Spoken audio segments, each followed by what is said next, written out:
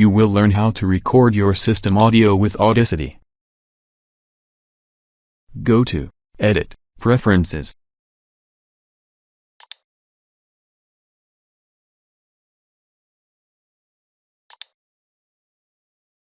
Under Host, change it to Windows WASAPI.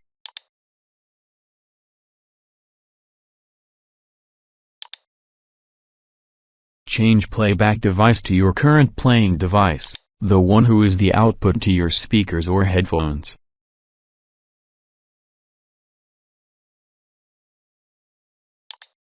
Under Recording Device, select the same device as your playback device, but with a loopback.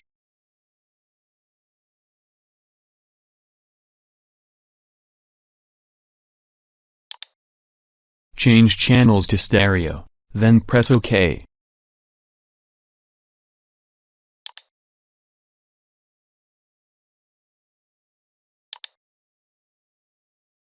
Play a media, and click the record button.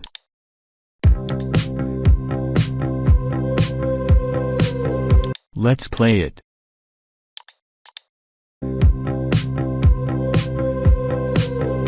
All done. Please subscribe.